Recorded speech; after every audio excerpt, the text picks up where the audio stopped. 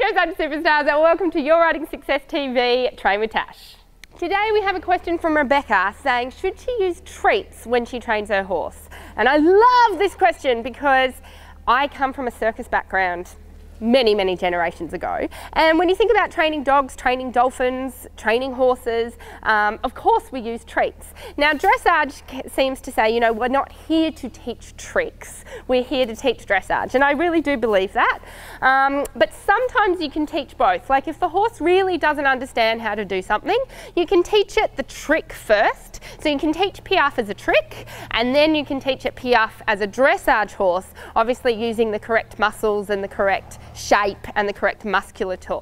But I think any time a horse doesn't understand when you ask, it's your job and responsibility as a rider and trainer to think outside the box and to help them understand what you're asking them to do. I had a horse that could not do flying changes, could not do them at all. So I finally went, okay, and I got him to smell the treats, and he was like, oh, there's treats. And then I was like, come on, I'm going to ask you this thing with my legs. And then finally he did a change, and I halted and I gave him the treat. And then I did it again, and he was like, he was very smart. So he's like, oh, this thing? And I went, yes, halt. And I gave him the treat. And this went on for about 5 times. And then I realized, uh-oh, I'd ask for a flying change and he would do a perfect flying change, halt, and spin his neck around to me going, where's my treat? And clearly in a dressage test, when you need to do canter, flying change and move on to the next movement in canter, it doesn't help if your horse is halting and looking for its treat.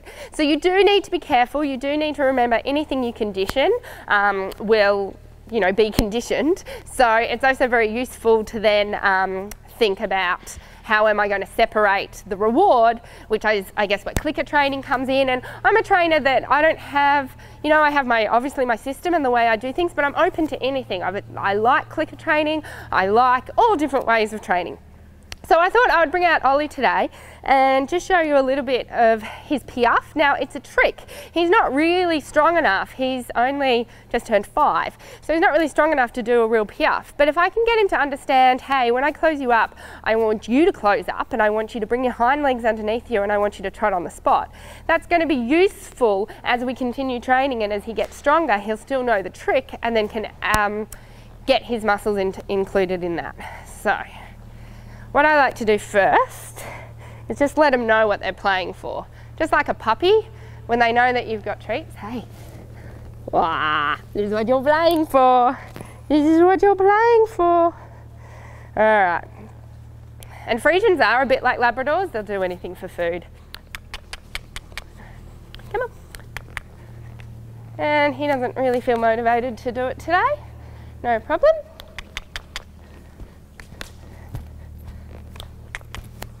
Good boy. Good boy. And you'll notice I'm really slow and it takes time for me to get the treat out of my pocket. So the good boy is the knowing that things have gone well, and then the treat just intensifies that. But that means in my training I don't always have to give a treat. If I give a good boy, he knows that means that's what I wanted. And again, that just helps you in your training. Hey. He's like, huh, I can't concentrate on what you're saying. I'm eating licorice. A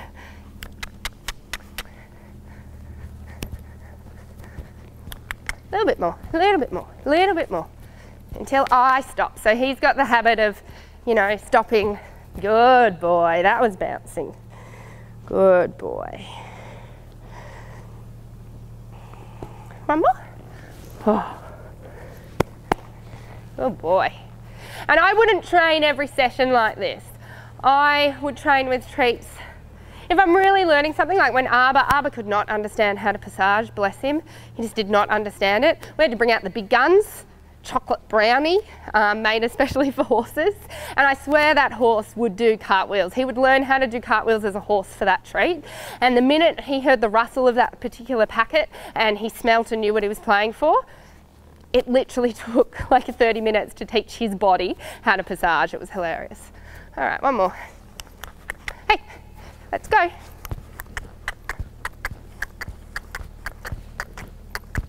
Good boy. And you can see, compared to the first one, he's more happy to keep going and do what I ask, because why wouldn't he? He gets a reward every time he does it. So it can be really, really fun to ride your horse in that kind of way, you know, rewarding him, giving him treats, making it a fun exercise. You don't work 8 hours a day at your job for no money.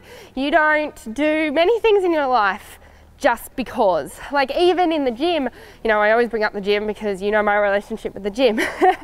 But you as a human get the reward of feeling good, looking good, being strong, hitting your goals. Horses aren't goal orientated. They're not sitting in their stables going, I can't wait until I can knock off my goal of having done a pirouette or something. So they need to feel, you know, they want to work for something, so they work for our praise, they work for our reward, and all my horses get licorice regardless of how the session went at the end of their sessions. And like I said, sometimes if I really want to teach them something really cool, I'll bring licorice out into the arena and we have some fun. So I trust that was fun for you, and I will see you next time on Your Riding Success TV. Trust this helps and you enjoyed the episode. Remember, if this is your first time watching, click the subscribe button so you never miss an episode. If you need more help, head over to www.dressagemastery.com, and if it's your first time there, sign up for our free dressage gift pack full of heaps of free videos and content that can help you in your dressage riding. While you're there, you can also sign up to become a Dressage Mastery Insider, where you'll get free giveaways, never seen before content, and special giveaways that I only share with my Insider members. So have a great riding week, and remember, it's time to become the rider you dream to be. Thank you so much for watching, and I'll catch you next time on Your Riding Success TV.